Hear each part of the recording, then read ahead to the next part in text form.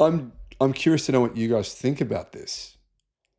A new driver, well, not going to be a driver actually because they failed the test. Someone going for their license has been failed because they used regen braking instead of the actual brakes. Is this fair? I mean, this seems like for this individual, maybe a miscarriage of justice.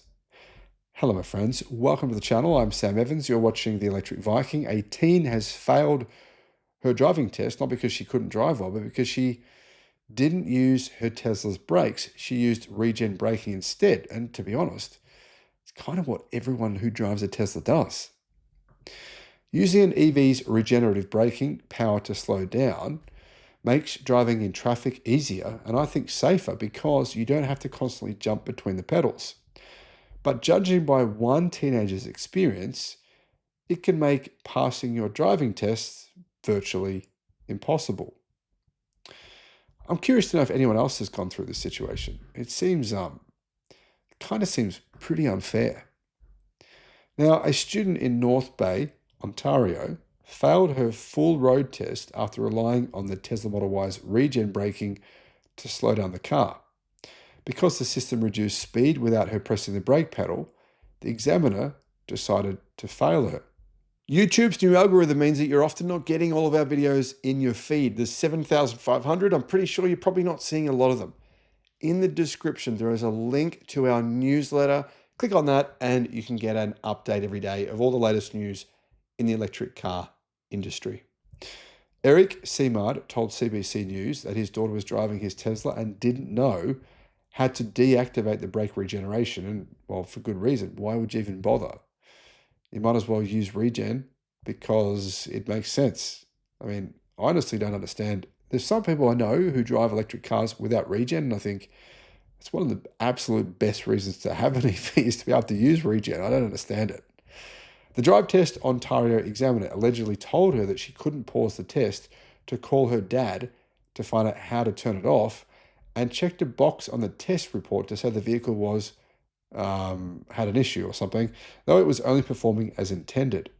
They also penalised the learner for the Tesla chiming to indicate a stoplight had turned green. So the Tesla software said, okay, the stoplight has gone green, and they penalised her for that.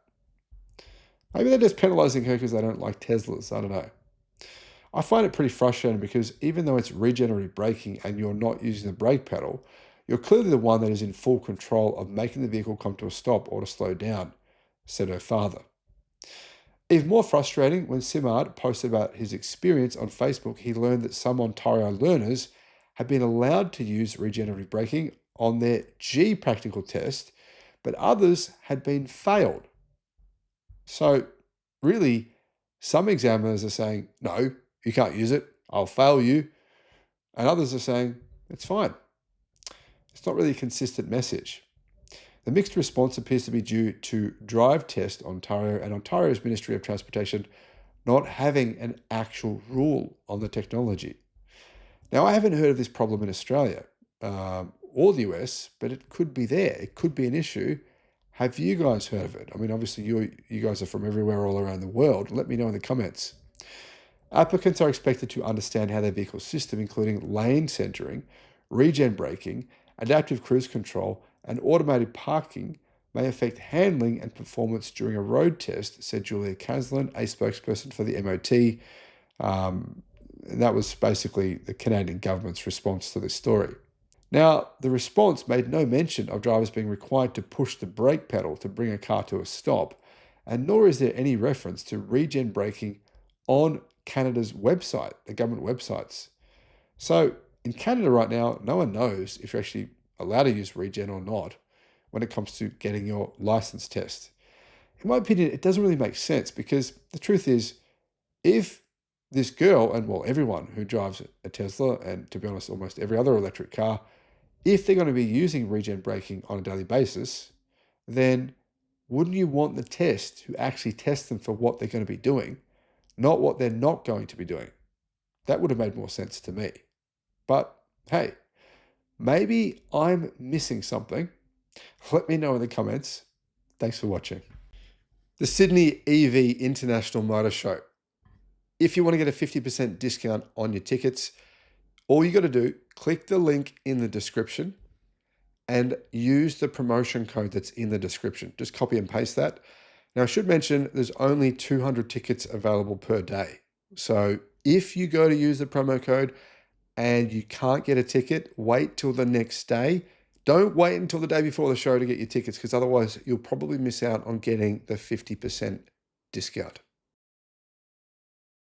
I don't know about you guys, but I think this is Tesla's best free over-the-air software update that they have ever done, period. Because really, airbags deploying faster, as in potentially 1 second faster, could be the difference between life and death. This is a massive upgrade for Tesla. Now, Tesla have just revealed their latest over-the-air update. It's got heaps of changes, but this is by far the biggest change they actually made. Hello, my friends. Welcome to the channel. I'm Sam Evans. You're watching the Electric Viking. YouTube's new algorithm means that you're often not getting all of our videos in your feed. There's 7,500. I'm pretty sure you're probably not seeing a lot of them.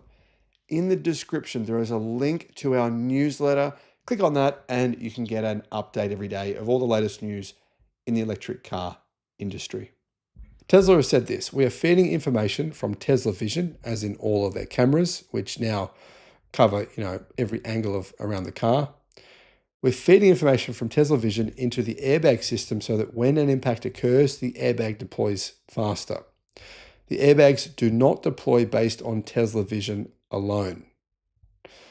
Now, I actually think the airbags do deploy on Tesla Vision alone, and that is the advantage of this update. But Tesla just wants to make it sound like, oh, don't criticize us because we're not going to do it on Vision alone, but actually we are.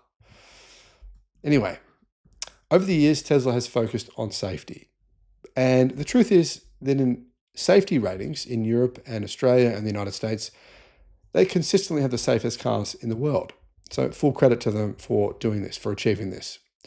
I don't know if you remember that video I did and that story that was around when that maniac, I think he was a doctor, he drove his family off a cliff. I rode my bicycle right where he drove his car off. I was called the Devil's Slide, and I got stuck there.